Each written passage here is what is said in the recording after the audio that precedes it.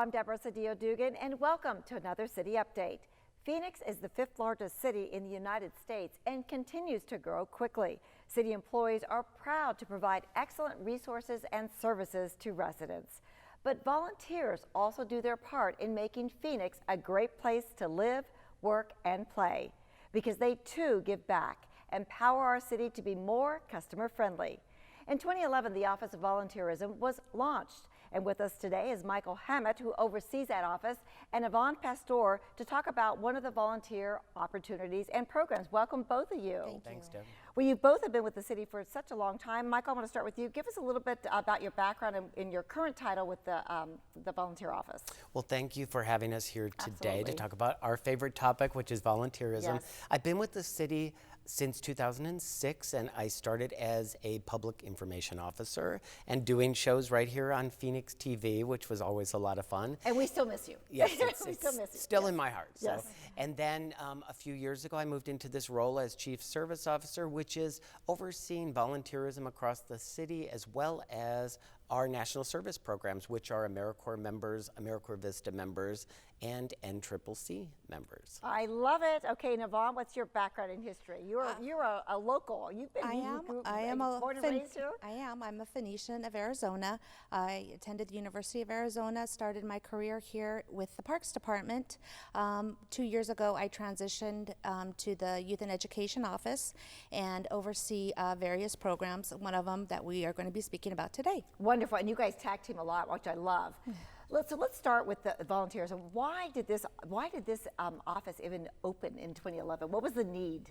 Well, it was really our city manager, Ed Zerker, mayor, and council that decided that it was a good opportunity to really bring all of our great volunteer efforts from across the city into one easy to access location, so residents would know where they could go regardless of what they were interested in. And we do have about 40 different programs across the city in 20 departments, and it continues to grow. Yvonne works on a program with Youth and Education, which is one of our programs.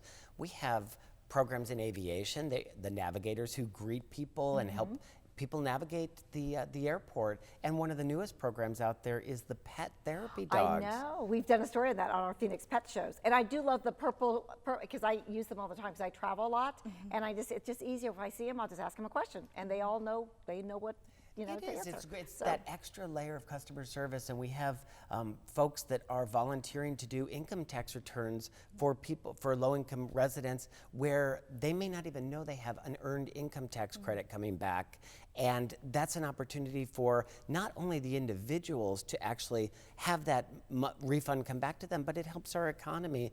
And what we've found is through the program, they have found that people use that money for education. They use it to pay utility bills. So there are so many things that are helpful in those programs, and pretty much anything you want to do. The Parks Department, Neighborhood Services, our Human Services Department has great programs that help seniors and people across the valley, all residents of the valley. And the list goes on and on and on. But I know you work specifically with one too that I want to talk about with AARP, which I am a member of, and it's about literacy. Tell us a little bit about that. We are one of 22 affiliates across the United States that partners with the AARP Foundation.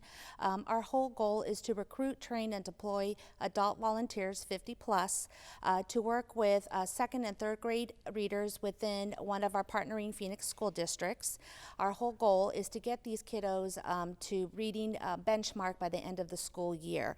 The kids that we recruit for the program are what we call strategic.